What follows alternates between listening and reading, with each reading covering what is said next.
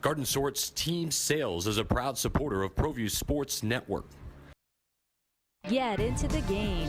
Garden Schwartz Team Sales features fine products and apparel from Wilson, Schutz Sports, Speedline, and Russell Athletics. We offer custom embroidery and screen printing services for all of your school or club needs, from team uniforms to school leather jackets. Specializing in all sports and serving all communities, from big schools to small schools, from up north to down south, or all points in between. Garden Schwartz Team Sales. For great prices, friendly staff, and quality products, call Garden Schwartz Team Sales today at 1-800-880-7767.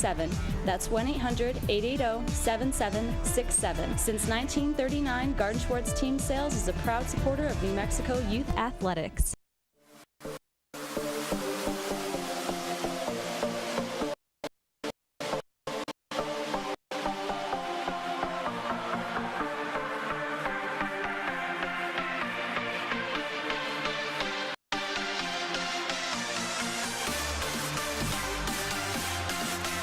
Hoops New Mexico Basketball Courts is coming to Albuquerque soon.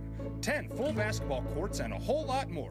For more information, contact Dan Serrano at hoopsnm@aybl.com.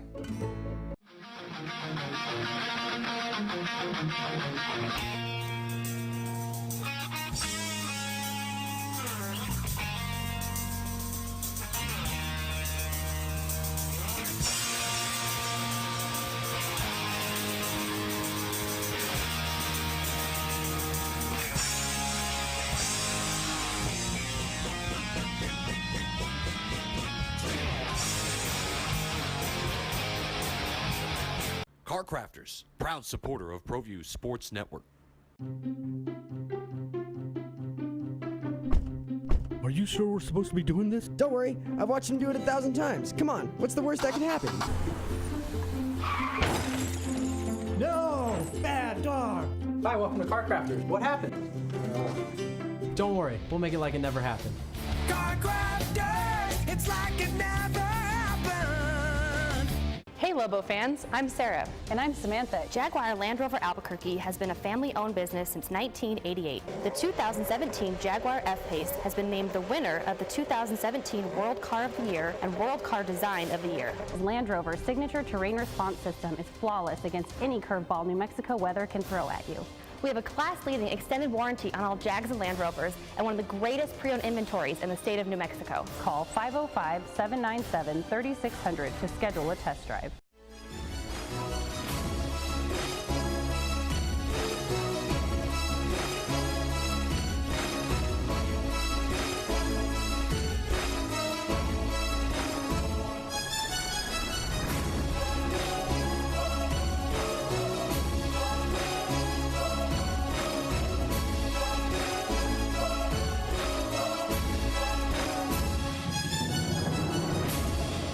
Hey, good afternoon, everybody. Welcome to Red Menace TV here on Proview Network, Channel 26. Leroy Lucero, along with Mike Carlisle of 610 The Sports Animal fame. Award-winning. I'm doing great, man. It's summertime. Yeah. So you would think things are going to be mellow, not a lot going on, but there are stuff going on. Never mellow.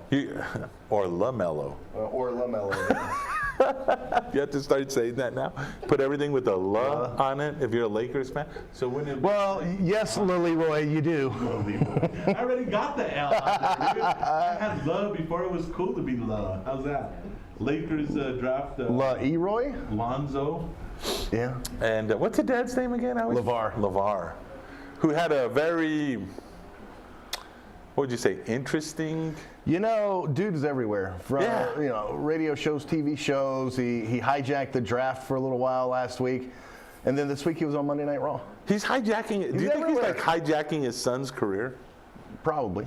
I mean, do you think like at this point, like Lonzo's like, all right, Dad, you know, I'm a man now. I'm going to be making some bank. It's time for you to step away and go hang out with LaMelo. And what's the other kid's name? LaAngelo. Yeah. And don't you think maybe it's time? And speaking of that, we're going to have Chris Perez on. Chris Perez? Chris Perez. Did you like that? Yeah, I did. I like the way. Well, we'll talk. Maybe we'll ask him a little bit about that. I mean, you know, his dad. I met his dad when he came in for his visit, when he became a Lobo, and we'll talk a little bit about that. What it's like, and now he's a coach. Right. He's got a big basketball camp coming up, right? He does, and we're going to talk a little bit about that camp. But you know, in talking with him, maybe we should talk a little bit about parenting and how parents can get involved, or when does getting involved become too much? Too much, yeah. You know what I mean? I understand that. I mean, my daughter didn't play, well, she danced for Rio Rancho High School. And I could see the parents that would get like a little too crazy about that. And I'd be like, you know, I was just like. Did the other parents say the same thing about you? No, because I wasn't wild, you know what I mean? First of all, the music was really loud all the time, and I was already old. So it was like, oh, this music. But you see those smiling faces with the ribbons in the hair, you know, you go to like one every week, and it's loud every week, and it's the same song. I heard Katy Perry's song about. Yeah, let's just say it was a whole different thing, you know. Sure. And I'm a football guy and basketball, and I like a little football and well, no, I was going to say baseball, but I really don't. You don't dance when the Lobos score a touchdown? Well, you know, that would be like Mr. Jiggles then, you know. Once you get moving, you can't stop. Should be easier then. Yeah, right, exactly. If you start doing that, then it's like, what is it, Jello? It just keeps on. So now I don't dance that much. But anyways, you threw me all off. Now I'm thrown off. I'm sorry. I did not mean to throw you off. So also we have Micah Frankel in, and he's going to do some MMA stuff, and we'll talk a little MMA, maybe even some UFC. Sure. Bellator. Yeah, they had their foray into pay-per-view. I'm sure Micah's going to talk about that a little bit. Did you watch it? Yeah. You like the Bellator too, don't you? Yeah, it's fine. La Bellator? La Bellator, yeah. Yeah, okay, that's fine. So we can talk a little bit about that. Lobo scored a huge get in Vance Jackson, who transfers over from the University of Connecticut. Yeah. And top 50 player. I'm trying to remember, and I think I sent you this tweet the day that he committed. I don't remember, what do you call him? St. Stephen Alford? Yes. Yeah. I don't remember him getting a top 50 player. I can't recall if that happened before. We'll have to look into the archives and see. But a huge get for Paul Weir as some of the Lobo faithful who have now found a new thing to complain about, all the players that have left. And then, well, look at all the little guys that he's getting. And I'm like kind of excited about all this because I want to see a team that actually has some chemistry and is going to work together and works hard and maybe show some effort where maybe there was some lacking. You like midget wrestling too, so. I do like and we don't use little people wrestling. No, wrestling you can say midget. Yeah, that's right. I forgot. It's allowed. It's allowed. So we'll talk a little bit about that. Lobo football's about ready to kick in. To high gear. So there was a little bit of news about that today, and I'm trying to think what else. But we had the draft. Yeah, all kinds of stuff. We did LaMelos. We did MMA talk, even Bellator. Yeah. We didn't do any UFC talk, though. We just mentioned it. Anyway, we're going to take a little break. We'll be back after this on Red Menace TV with LaCageMinds.com. And would you say LaMicah? Sure. LaMicah Frankel. I wouldn't, but since you did, yeah. We'll be back after this.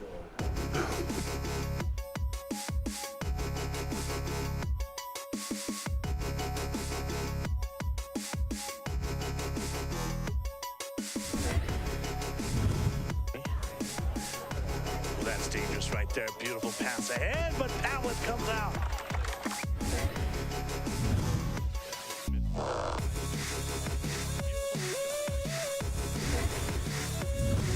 His opportunity. He's taking all of them. Barbeau, Pavlett's out. 100, but he was at Star Brothers before the contest. A deflection. Yep. Here's Goss and Pavlett. Lawrence wants to make that run. Oh, there's the goal. Good look here. Luke, yes, Lawrence slots it in. Salim took it away nicely. Oh, what a nutmeg there. Here comes Lawrence on a run. He's got a lot of options. He's going to take the shot. Goal from Clancy while maybe not. We might get another run.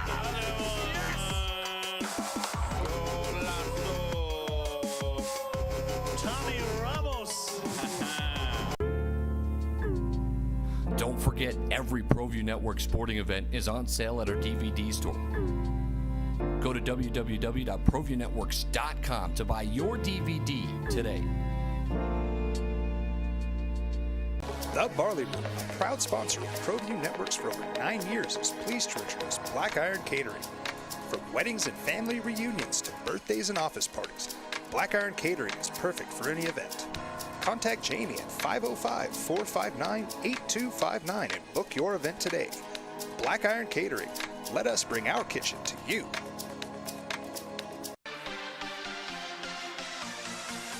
Visit the Frontier Restaurant. Due to heavy construction on Central, take lead or coal coming north or south. The Frontier Restaurant. Get your Frontier fix on.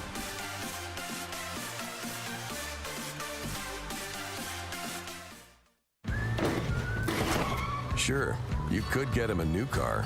You could also light a pile of money on fire. So maintaining this old car is your best option.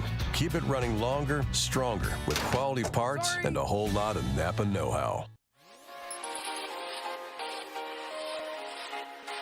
Folks, there's no other way but to be all in. Either he's Lord of all or he is not Lord at all. And you can experience the real and authentic, true life change that only God can provide to humanity. See, when we truly encounter Jesus and purpose to know him and follow his teachings, hashtag life change will occur.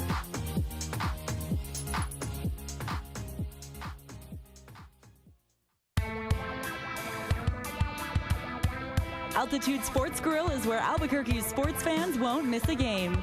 With locally crafted brews on tap and refreshingly crisp cocktails. Located in Hotel Cascada, Albuquerque residents find a staycation worth staying for. Catching Lobo sports, enjoying a beer on the beach, or wiping out, Hotel Cascada is home to your urban adventure. Affordable guest rooms, no-hassle water park parties, and much more.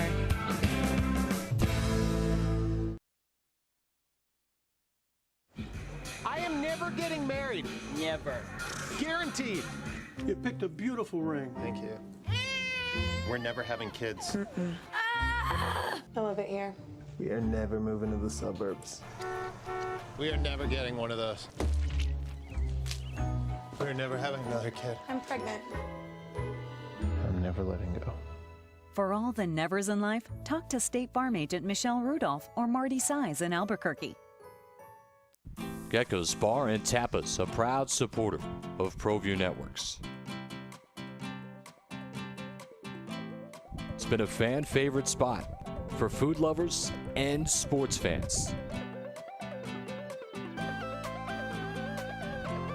With not one, but two great locations, including outdoor patio, an atmosphere you won't want to miss.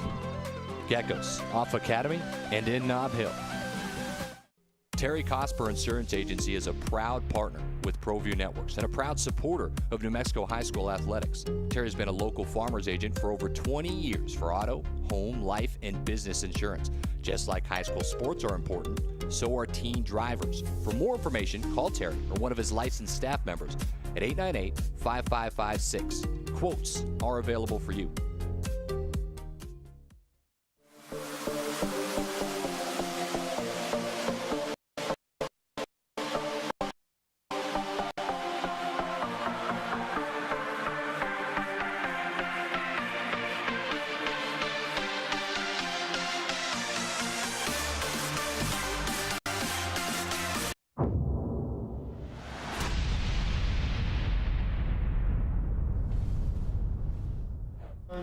Welcome to Caged Minds. I'm Micah Frankel. This past weekend, Bellator MMA, Bellator 180 on Spike TV, and then Bellator NYC jumped over to the pay-per-view. It was a spectacle. It was a little confusing because the one thing Bellator does is throw events on Spike, and somehow they didn't have enough time on Spike to get all the fights in. But Heather Hardy looked amazing, a boxer who was undefeated with a great debut. James Gallagher, wow, did he live up to the hype? How did he make Chinzo Machida look so bad? Somebody woke me up after Ryan Bader, Phil Davis. I know Bader is the new champion of the light heavyweight division. Let's not see that fight for a third time. You had the pay-per-view. Wow, Fedor Mitrione, the double knockdown. A bad injury, or it looked that way for Chandler. Lima defends the title in his top 10. Sudden hug Silva to a win. And this week to talk about all that with us, we have the Mean Machine, Steve Garcia, who's going to be in action at Bellator 181. Thanks for joining us this week, man. sir. How you doing? Thanks for having me, man. I'm doing good, man. It's good to be here just to come and chat with you for a little bit, man. I'm excited. So we'll start off because there's that difference between them. Bellator 180. What were your takeaways from Bellator 180? Honestly, I think the whole card was pretty good. If I had to, grade it, I'd probably say it's anywhere from an 85 to a 90%. There was a few flaws in it, but just for the actual card, good fights. At least I liked on the prelims. When it came to like the Bader and the Phil Davis card, it was a little bit slow. Not a lot of contact, not a lot of exchanges are happening. But I was actually very excited to watch the whole entire thing from start to finish. And I would say overall it was good. Wasn't the happiest about the main event on Bellator 180, but the rest of the card was great, man. Okay, now Bellator NYC. We got over to that card. Lima Larkin, it was a good fight, and maybe I'm just a prisoner of my own expectations, but I seriously was like, okay, this could be like fight of the year candidate with how good those two are. And a couple check kicks, I think, from Douglas Lima really stopped Larkin, and then that left hand in the second. Larkin's just thinking, if I kick, I'm getting checked. If I throw hands, I might get countered. And it was a good performance for Lima, but I kind of expected more from the fight. I did as well. You know what? They both went out there and they both, tried their best. You got to give them props for anybody that steps into a cage. You always have to give them a proposition for doing that. The only difference is that I do believe that Lima, I was actually rooting for him. Not that I have anything against Larkin, but you know what? I'm from Bellator. I want to see these guys succeed in the cage. And I've met the guy, and he's a nice guy. Larkin just went in there, and I think I don't say he was overconfident, but he had something to prove, and he went in there, and he stumbled a little bit, if it was, if I can say so. The check kicks, all that stuff, that right hand that he got clipped with in the second round.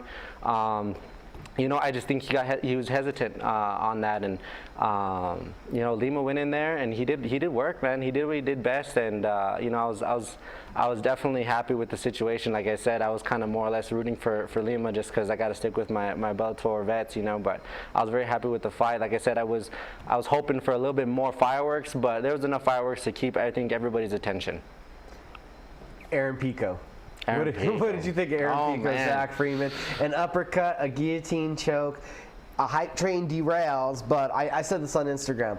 I'm sure that Bellator will give him a much more favorable matchup to his skill level. I mean, ballsy, your pro debut taking on a guy with 10 fights, but that hype train was going 1,000,000 miles per hour.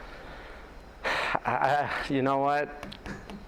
I feel bad for the kid. I do feel bad for the kid because you know what? They put him on the highest of pedestals and he didn't deliver. As much as it hurts me to say that, I think that he is absolutely on his way to being something great. I really do. But the thing is that they put him on the main card, Bellator NYC, in front of tons of people, and he's never had an MMA fight before. I'm sorry, but you know what? It's not the easiest to live up to the hype that Bellator, someone, one of the best promotions in the world, to live up to. Yeah, he was a phenom wrestler. Yeah, he was a great boxer, but this is MMA. It is different. He does train at good camps, but there's nothing like it being under the lights. And I think that he wanted to prove something. He went in there and, he rushed it, he pressed, and I think that was smart, but he overcommitted to a lot of things, and he got clipped right from the get-go. He didn't have the filling out process. He didn't have a lot of things that someone that would probably get their kinks out in their amateur career. And I really believe that he needs to kind of go back down to a little bit lower level, maybe on the Bellator card. but fight some of these guys that are at his record level. I mean, he fought a guy. What was he? 8-2. 8-2. Yeah, he was a guy 8-2. that had challenged for an RFA title before. Yes, I mean, guy was solid. He slipped in the choke, and man, he made it look easy. He really did. And like I said, I have nothing against Arapico. I hope that he's going to do good. I thought when he originally got signed, he was going to be signed to the bantamweight division. And then he moved up to 155. So I was actually surprised about that. But you know what? The kid, I mean, he looked huge just being in the cage. So I assume that he's going to stick to 155. If anything, 145, he's going to challenge those guys. But he does need to develop a little bit more. Just as a mixed martial artist, you know, you can be a good boxer, you can be a good wrestler, but this is where everything comes together, and you're going to have to do your best to be able to perform at the best, at the high level. Nobody just gets to go into Madison Square Garden and compete. And he had that opportunity, and unfortunately, you know, it was kind of shot down just a little bit. But you know what? Like I said, you got to respect anybody that's willing to step into the cage, because that is definitely a hard thing to do.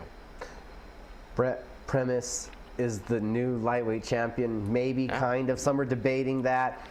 Fedor Mitrione, well, they both get hit a lot, and Mitrione's younger. And then you had, like I said, Sutton hugged it out with Silva, who still, it appears, is waiting to fight Chael Sutton. So we can get to talking about you and your upcoming fight. Give us some thoughts on those last three right there. Oh, man. On the last three? Yeah, those last three things I mentioned. Those last three things, man. You know what? I really like the heart of Michael Chandler when he went in there and he fought Primus. You know what? I'm a fan of him as well, and you know what? He stuck in there like a champ. And you know, unfortunately, he did suffer an injury, and he went out there. He was able to continue to still try to fight the best he could. He even dropped him when he was stumbling, and I don't know. It's a hard you know, call to make as a referee. So I don't know exactly how to go about it. If it was me in the cage and I'm able to still function, I still want to keep going. That's how we are as fighters. I don't really know the results of the injury. I would try to, you know, research it. It could have been. It looked somewhere either an ankle, maybe an ACL situation. I'm not very sure. Those are very hard to continue to keep fighting. So maybe the referee made a good call, you know, stopping it. But you know what? Michael Chandler has a heart of a lion. He just keeps going out there and just, you know, puts it on everybody. And I'm excited to see the rematch. Hopefully it's not too long of a wait before we see that rematch. I'm sure we're going to see that rematch quite quickly. Yeah. And then it's to lose his belt, man. To lose his belt that way, that's hard to do. And then also when it came down to, after that, it came down to the Mitrione and Fedor fight. It was, you know, it was blasted up, you know, super high. And you know what, that double knockdown, I mean, I'm sorry, you got to like it. I don't know how you can't. Both guys have knockout power. Fedor being a little bit older, but you know what? He still can throw bombs like how he used to. Unfortunately, he didn't take it the way he used to. And Mitrione, you know, capitalized on it, hopped on him, and finished the fight. And you know, it was definitely an exciting fight, at least to my opinion. And then the Sonnen and Wanderlei fight, that was actually. It was an intriguing fight. You know, I was actually hoping to see the Chael Sonnen that we did see. I was very, very happy about that. I did not want to see the Chael Sonnen that we saw when he fought Tito. I just wasn't very happy with that. But, you know, he went out there and he fought Wanderlei. He took it seriously, I feel like, and he just did what he does best. He takes him down, and, you know, some of the ground and pound was really good, especially in the first round. I was super pumped about that. And then, you know, the second and third round, it was as expected. So, you know, I was happy with the overall aspect of Bellator NYC. If I never see a stand-up out of a guillotine again, like that second round, I will be happy. Chandler Premise on the way. There's no way Premise gets back in that cage without Chandler being in front of him. Michael Chandler, I'm more than sure with the way that Bellator promotes him, will have the most title reigns, you know, catching up to Ric Flair by the time he's done in that Bellator cage. Be about a 4-time champion now, I think, if he's able to beat Premise, so he's getting up there. But we also have somebody that's getting up the ranks now. Yourself, finally.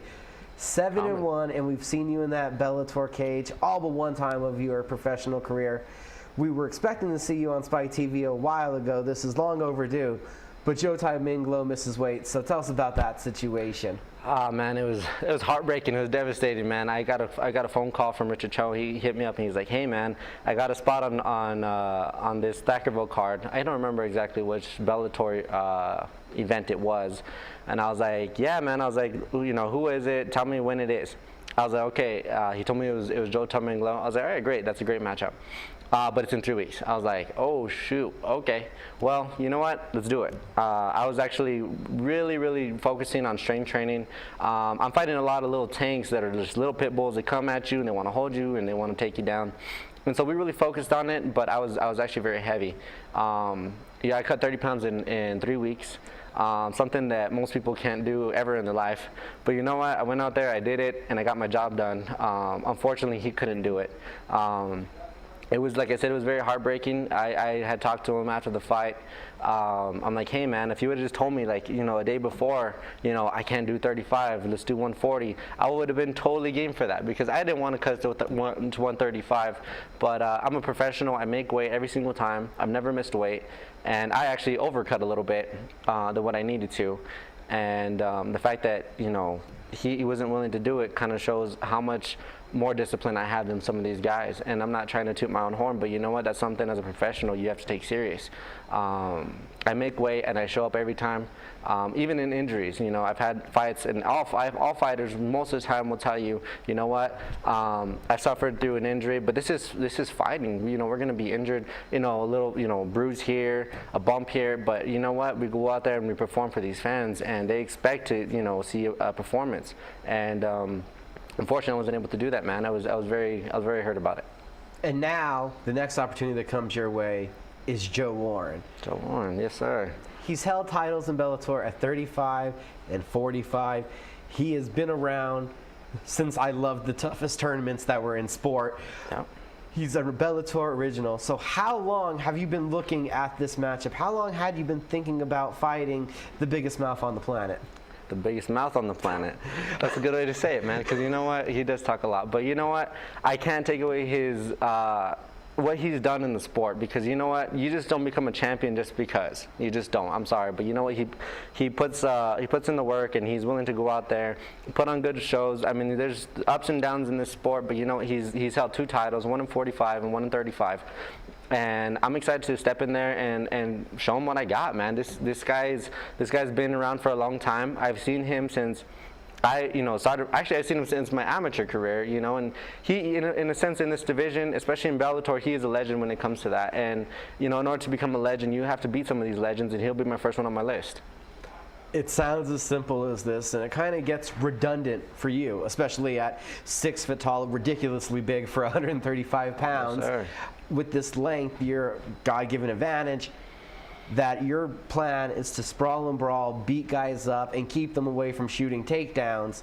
And that's what you've dealt with your whole career. Obviously no different with Warren. So how repetitive does this feel for you? You know, same. Like I said, it's almost a similar game plan for most of these guys. But you do have to be concerned for certain things that each people bring to the table. And you know what, Warren, he is very aggressive. He likes to press the pace. He trains in Colorado. I mean, there's you know, at high altitude, he's able to train. And you know what, he doesn't really gas out. He does slow down, but everybody will slow down. And like I said, I fought many guys that are gonna do what he tried to do, or he's gonna try to do in this fight. And I'm excited to go in there. Kind of what you said. I guess if you want to, you know, put it down to the nitty-gritty, I'll sprawl and brawl fight. But I'm gonna be in his face. You know, I'm gonna let him know that I'm here and that I'm. You know, while he's on his way out, I am the next guy to step in and take over this division. We have some guys that are very good in the division. We just signed Michael McDonald. We got Higo. Dantas is a champion right now, and you know what? I'm going to be looking for Dantas at this moment, because you know what? I'm going to make a statement with Joe Warren, get that out the way, and I'm going to call out Dantas, because you know what? That guy is the best, and in order to be the best, you got to beat him. So you know what? That's the plan.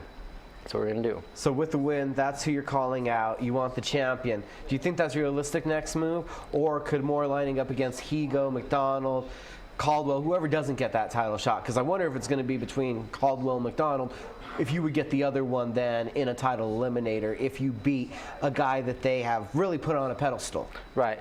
I honestly believe that, you know what, I've been, I think, so I'm 7-1, 8-1? 7-1. I don't know, you lose track.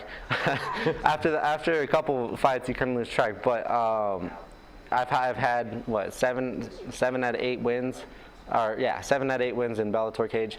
And you know what? I feel like I've been here since pretty much the start. And if anybody should get a shot, I want the winner of Dantas and Caldwell. I don't know how long Caldwell will be out, but if anything, I want one of those two guys, whoever's going to win. And you know, if anything, we'll talk to Bellator and we'll figure that out. But you know, I'd be very excited to step in there. I think the champion needs to be tested, you know, stand-up wise. I can handle my own on my ground. I focus more on my ground than I do my stand-up, and I think he probably does the same because we both like to, you know, we like to exchange on our feet. I really believe that fans are going to love and enjoy a fireworks show that we can, you know, put on for the fans. And you know what? That's, to me, that's a fight I want to put on, man. That's a fight that I think everybody's going to be excited for. We've seen enough guys trying to take down Dantas, trying to take down you. I'm one in favor of let's see what both of you guys have when you're not worried about that and opening up the striking. We saw in his last fight, Dantas was a little unsure of what Higo was bringing, and because Higo was unable to bring more, it was really just a fight working off the jab. Yeah. And he did really good. I mean, for fighting, he was supposed to fight a very heavy wrestler who really doesn't really focus on the stand-up aspect of it. He fought Higo within, what was it, a 3-week switch off? Short notice. Yeah, it was a short notice, and you don't know what he's going to bring. Higo's still a tough guy, but Dantas, you know, he's a vet. He's been in there since, you know, I don't remember, was it 2008? Something like that. And he knows what to do when it comes to that situation. Stick to your basics. Go back to what you know best. And he won the fight. It was actually a pretty easy one for me, if you ask me. July 14th, Spike TV, Bellator 181 in Thackerville, Oklahoma at the Windstar World Casino. If you guys can make it out there live, Steve Mean Machine Garcia takes on Joe Warren on that main card. Got to close out our segment on 2 sorrowful notes. The combat sports community has suffered a pair of losses here recently. Rest in peace to UFC vet and former professional boxer Tim Hague, who tragically passed away following a brain hemorrhage after a boxing match. And then also here on the local scene, very own Eric Martinez, who was the event coordinator and 1/3 of Legacy Boxing Promotions, also has passed away. Rest in peace to both of them. There'll be more Red Menace TV in just a moment.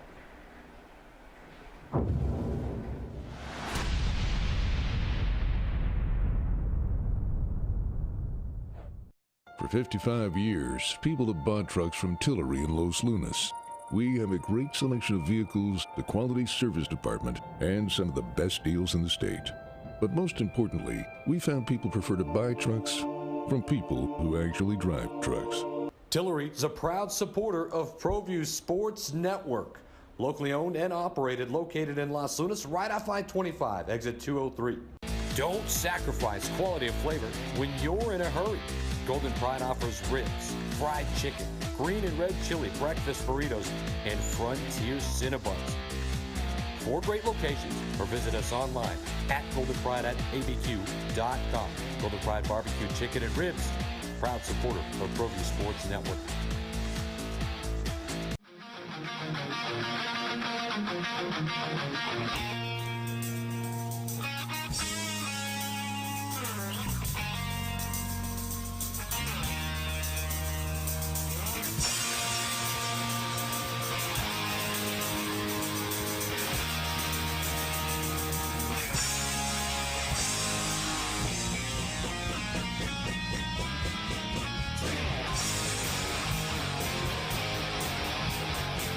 Garden Sorts Team Sales is a proud supporter of Proview Sports Network.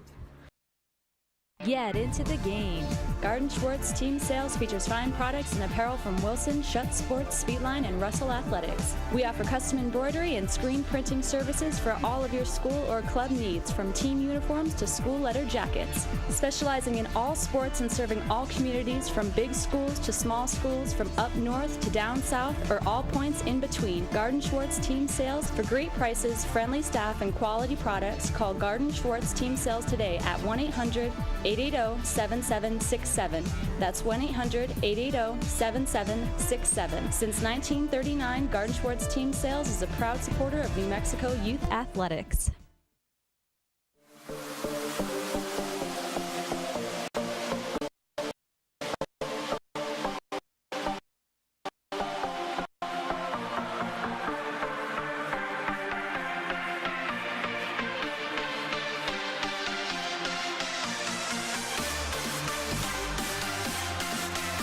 Hoops New Mexico basketball courts is coming to Albuquerque soon. 10 full basketball courts and a whole lot more. For more information, contact Dan Serrano at hoopsnm@aybl.com. Car Crafters, proud supporter of Proview Sports Network. Are you sure we're supposed to be doing this? Don't worry, I've watched him do it 1,000 times. Come on, what's the worst that can happen? No! Bad dog! Hi, welcome to Car Crafters. What happened? Don't worry, we'll make it like it never happened. Car Crafters, it's like it never happened. Hey Lobo fans, I'm Sarah. And I'm Samantha. Jaguar Land Rover Albuquerque has been a family-owned business since 1988. The 2017 Jaguar F-Pace has been named the winner of the 2017 World Car of the Year and World Car Design of the Year. Land Rover's signature terrain response system is flawless against any curveball New Mexico weather can throw at you.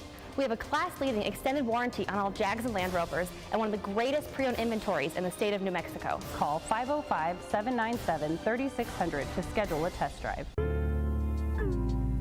Don't forget, every Proview Network sporting event is on sale at our DVD store. Go to www.proviewNetworks.com to buy your DVD today. Hey, good afternoon. Welcome back to Red Menace TV here on Proview Network. Leroy Lucero. Once again, Mike Carlisle and our special guest, Chris Perez of Legacy. What's the official title? Legacy Academy. Legacy Academy. Yeah. That's right. That's right. And you have a big camp coming up not this week, but next week, correct? Yeah. So after 4th of July, we'll have it's actually our second camp. At Legacy. The first one went pretty well. Now I'm teaming up with one of my former teammates in college, Jamal Fenton. He's going to help me lead this and bring it about. So I think it's going to be exciting because you know Jamal. He's energetic. He's really, what I've seen so far as he's moved here, he works really well with kids. So I think parents are really going to enjoy what he brings and what he's going to teach his kids. But yeah, the first week is going to be kindergarten through 5th grade. That's going to be the younger group, and then 6th through 12th will be the third week. So yeah, I think it's basically what I've always saw at camps growing up. It's an investment that's going to carry you on for the rest of your career. I mean, it's going to be 4 days, but you're going to learn so much that you could take home with you. So I really encourage parents to sign them up and have them learn a thing or two. So talk a little bit about what you're going to be doing in the camps. Is it skills? Is it team? What all goes into this? Yeah, a little bit of both. I mean, we really want to, as coaches, we're going to demonstrate, drills we've learned. I mean, Jamal's learned different drills than I have, and we both learned the same thing from Coach Alford. So we just want to give them those kind of drills where they could go back home and try to master those. Because I remember as a player, when I couldn't do a drill or couldn't do a certain ball handling drill, I was like, you know what, I'm going home, I'm going to master it, I'm going to do whatever I can, and then I'm come back and be a lot better off. So I think that's what we're going to get kids like that. We're going to show them something and certain drills that they're going to want to do at home. Because even like those shooting drills where you got to make a certain amount of shots in a certain amount of minutes, to add pressure like that. So that's what we want to teach. We want them to work, but work efficiently. And so that's what we're really teaching. We're going to teach at this camp. Now, in your playing days, did you kind of have this in the back of your mind? I want to be a coach one day. I want to do these camps and help teach young kids? Yeah, later on in high school, I was kind of thinking that route. I mean, obviously, you want to be a professional basketball player, play college, and you go to that level. But what I started seeing realistically is like, I'm still going to strive for that, but in the back of my mind, it's a coaching mindset. So that's why when I really took on this role at UNM, could have went somewhere else, but I really wanted this role at UNM because it was going to just teach me so much about the game, see it from a different perspective, with practices, with how Coach Alford ran things. So I just really absorbed what I learned there from a really great coach. So now I'm really applying that now, today. How much do you take what you learned in high school and college and kind of instill it in the students that you have now? Well, yeah, I learned so much from both coaches. I mean, I really had really great coaches growing up, and it's basically what they've done because they were so successful. I mean, I won over 100 games in high school and over 100 games at UNM. So obviously, what they're doing, is successful. So I don't want to mess with that. I learned things from here and there, but it's really the basis of what both my coaches did. I mean, it was just the discipline, the attention to detail, the structure of it, the culture of it.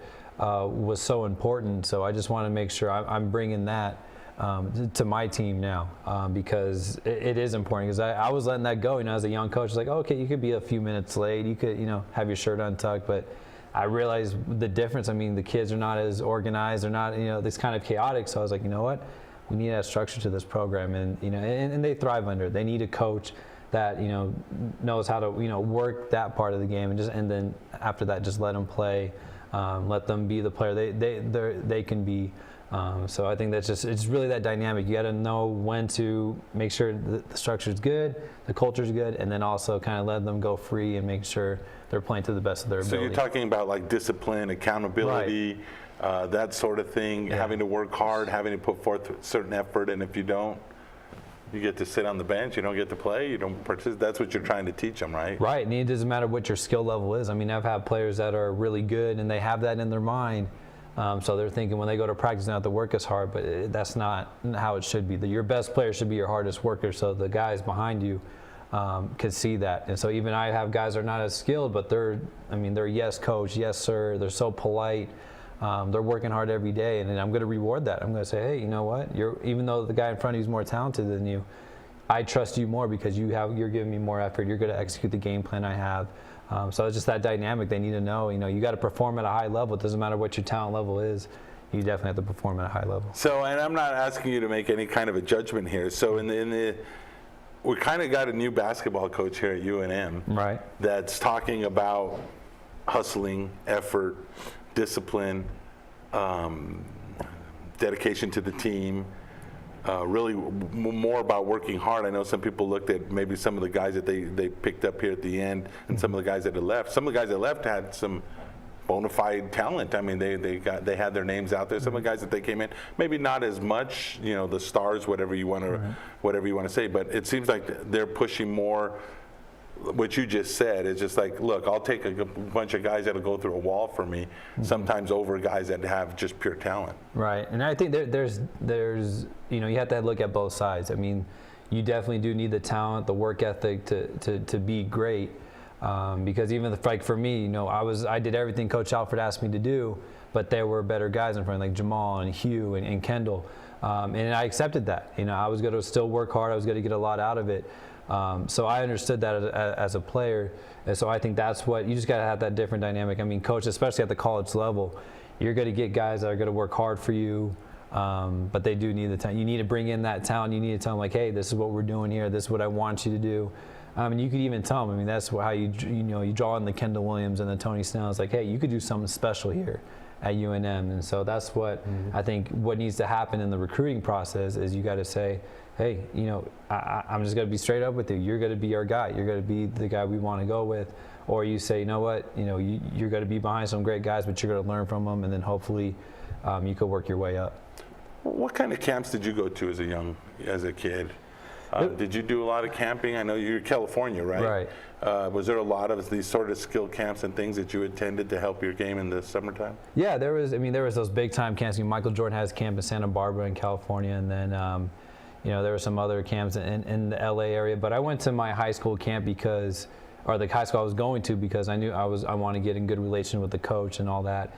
My high school brought in some really, really good guys coming in. I mean, I met Blake Griffin, Darren Collison, Landry Fields, all these great NBA players, and you take these tokens from them. You basically think, man, they're so humble, they're so great about. You think there's these big superstars, especially as a kid, and I'm just looking at them like, you know what, they started from the bottom too. They're human just like me, and so that's why I want these kids to understand. Like when we go to a camp, it's like we're not anyone different. Like we just decided to achieve greatness and strive for success. And we're just trying to give you the tools for it. So that's what Jamal wants to give this camp, and we're trying to bring in other guys from UNM, and I've talked to Alex Kirk and certain other guys and saying, hey, just stop by, just give a little something to these guys, because I think it's important for us as Lobos still to kind of get that reunion. I was talking that with Doris Gary yesterday on my show. I was like, man, it'd be so cool if we could continue to do that. I mean, we did that with Cam's camp and Tony's camp. I just want to keep that going because I'm rooted here, I'm planted here, so I'm just going to let these guys know, hey, let's get this reunion back, because we were part of something special at UNM, for sure. So I think it was huge. How hard is it to get across to some of the young kids who maybe don't have the God-given talent and ability, but that you can work hard and improve and become good that way? You know, if they see some of their friends that it just seems to kind of come naturally, and you know, it seems like they don't have to put in the effort. Right, and that's what I saw, especially growing up in California. I mean, I played against guys, you know, Kawhi Leonard, Paul George. I mean, these just freak of an athlete, you know, so.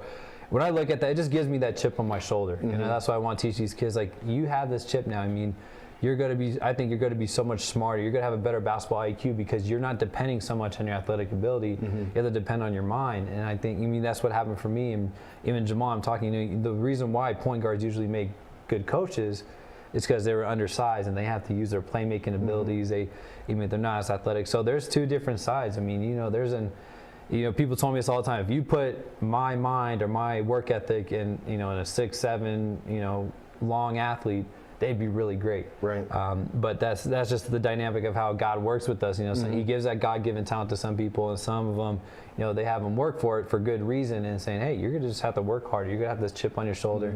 And when you go on in life, you're going to be able to understand that, hey, you know, not that everything's going to be given to me. I got to go out and get it. Right. So on the other side of this, we're talking about players and coaching. Obviously, at this age, kids have parents that come along. We've all heard the stories and seen the stories of the Little League parent. Right. And the one that thinks their kid's like the next whatever, name whatever player at whatever sport you want. How do you work with parents? How do you work with parents? Do you talk with parents? Kind of help guide them a little bit to kind of like relax with the kids a little bit and let them kind of enjoy what they're doing, not just think of them as a big payday coming up? Right, and my high school coach put this into us and the parents as well, is that he'll talk to the parents and have a good relationship with them, but he's not going to coach them. So, and that's the thing, is that the players need to come up to us and they need to say, you know what, coach, I just don't get why I'm not getting playing time. That's fine with me, because then I'll explain to them, okay, this is what you need to do. This is how you need to, you know, act in the classroom, act on the court, all these different things. So I think just the aspect of it is like parents just need to say, hey, you know, you go ask. If you have a problem with it, you go ask the coach. And I remember doing that myself. I didn't make my varsity team my sophomore year, and I just wondered why. You know, I was on, you know, varsity the freshman year, but then coach brought me down to be more of a leader on the JV team, and that made sense to me. I was like, all right, I'm going to get more playing time. I'm going to grow. I'm going to develop and get ready for my junior year. So I think that's just so important for kids to come in that aspect, because it calms the coach down and the player. It's a better player-coach relationship, and that's what I think is most important. Because as they get to college, you're not going to have your parents anymore. I mean, especially in college. I mean, if you complain about playing time in college, you're probably out there. They got more guys who want to take your scholarship spot. So I think, parents can go a little too far. And I look at my parents. You know, they just respected what Coach, you know, my high school coach, Coach Giles and Coach Alford did. I mean, it's to the point. Like, even when I raised a kid one day, I'm like, I'll put you with a good coach, but if I don't believe in what he's doing, or I don't believe in his values or stuff like that, then we'll try something else. But if you don't agree with something because of your personal feelings or whatever, it's like, no, it's for the betterment of the team. He's running a program. He's not running a program just for you.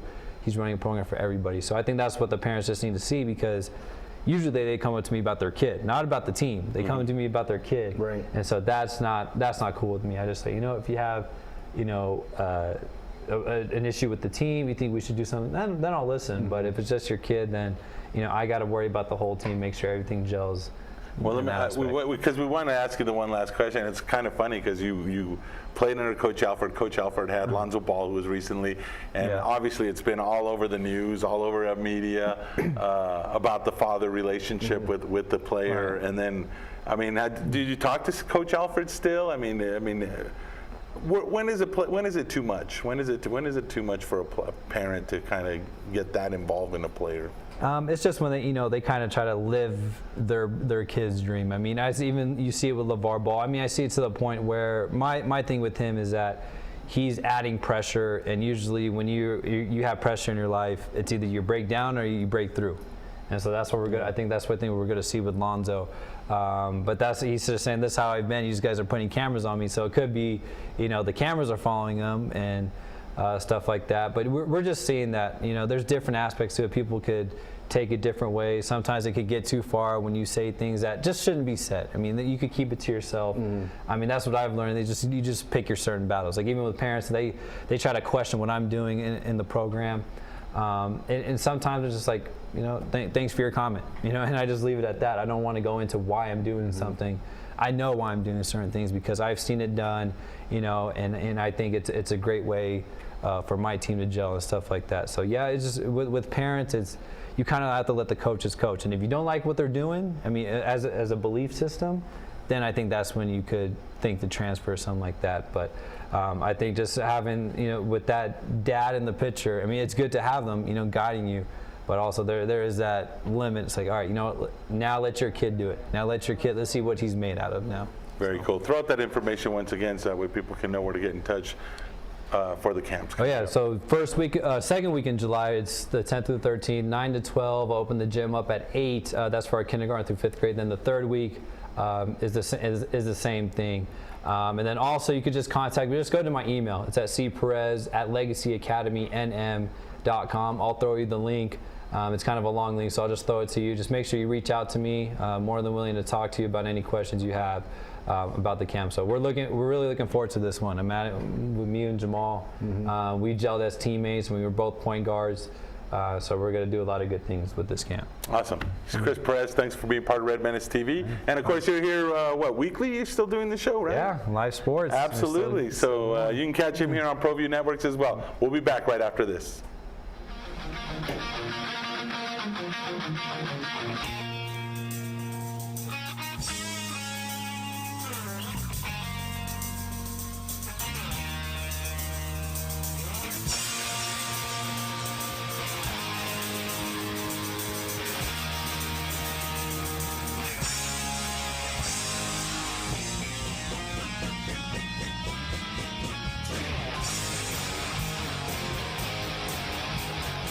The Barley Room, a proud sponsor of Proview Networks for over 9 years, is pleased to introduce Black Iron Catering. From weddings and family reunions to birthdays and office parties, Black Iron Catering is perfect for any event. Contact Jamie at 505-459-8259 and book your event today. Black Iron Catering. Let us bring our kitchen to you.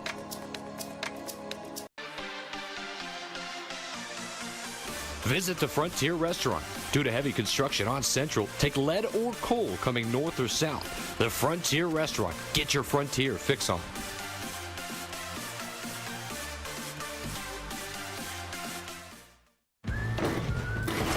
Sure, you could get him a new car. You could also light a pile of money on fire. So maintaining this old car is your best option. Keep it running longer, stronger, with quality parts and a whole lot of Napa know-how. Folks, there's no other way but to be all in. Either he's Lord of all or he is not Lord at all. And you can experience the real and authentic, true life change that only God can provide to humanity. See, when we truly encounter Jesus and purpose to know him and follow his teachings, #life change will occur.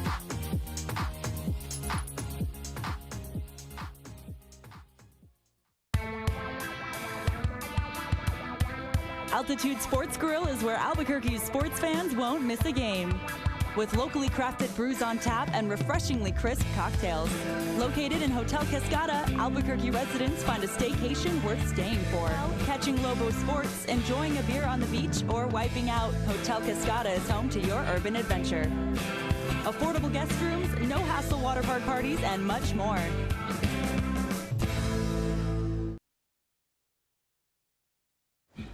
I am never getting married. Never. Guaranteed. You picked a beautiful ring. Thank you. We're never having kids. I love it here. We are never moving to the suburbs. We are never getting one of those. We're never having another kid. I'm pregnant. I'm never letting go. For all the nevers in life, talk to State Farm agent Michelle Rudolph or Marty Size in Albuquerque. Hey, welcome back to Red Menace TV. We touched a little bit with it with Chris, or before Chris came on.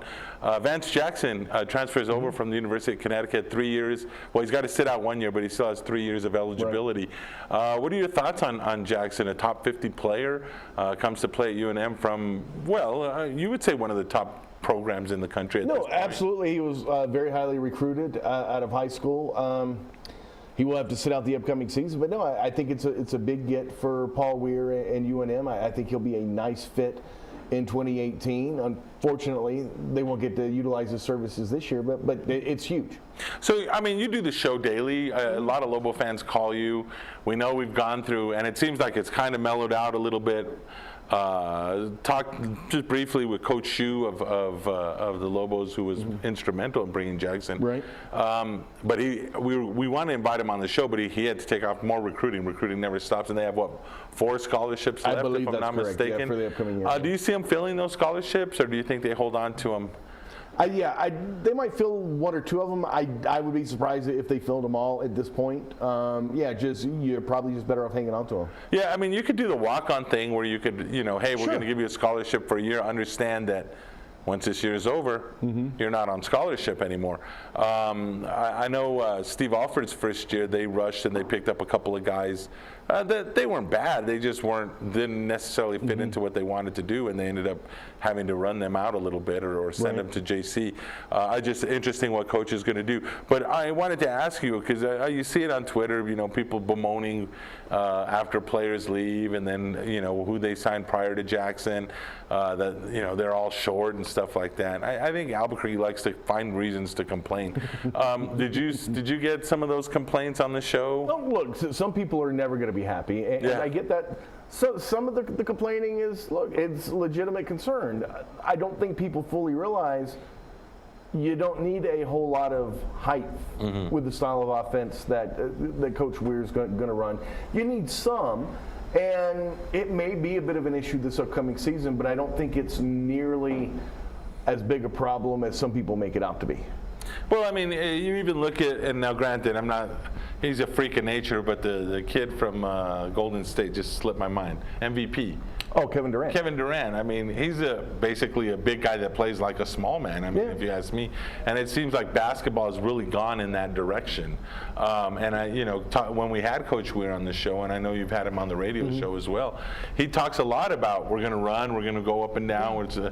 I don't see that as like a typical big man really thriving in that system. In fact, when he was at New Mexico State, Bular, who's a mountain of a man, not as big as his brother, but still big. Well, maybe he is bigger. I don't remember. No, he's not quite as big. But he was transferring because he didn't fit into the program. He didn't fit into that system. So I don't see a lot of, we're not going to see that aircraft carrier center or power forward here. You're going to see guys that I think are a little bit more able to do everything. You mentioned Golden State in the NBA, and more teams there starting to go that way. But even in college, you see a lot of really good teams that don't play the traditional, a traditional point guard, traditional shooting guard, traditional power forward, small forward, traditional big man in the middle. You can do it with guys all under 6'8". Now, you have to have the right guys to make it work. Sure.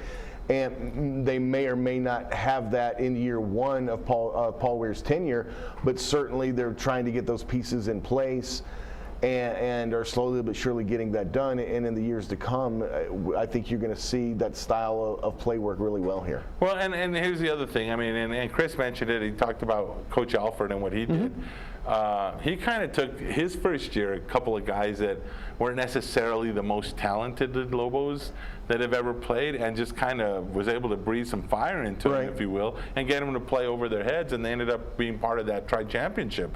I could see the same thing with Coach Weir and what he's trying to do, especially a program that hasn't really been known lately for that effort and for that desire and that hustle, let's just be honest, especially on the defensive side.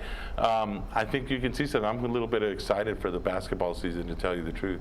Yeah, I don't know wins and losses, how well the team does in year 1, but hopefully you'll be starting to see that progress, and it'll be exciting basketball. And really, in year 1, that's the best you can hope for. Anything above that is kind of like the icing on the cake. And let's not act like the Mountain West Conference all of a sudden became a great conference. It's still, you know, all the teams are trying to get better. But I guess we're out of showtime. Can you believe it? Already? It went by fast for Chris Perez, for Micah, and as well as Alden. Michael Carlisle, you can catch him Monday through Friday there on 610 The Sports Animal. Leroy Lucero, we'll see you next week. God bless you all.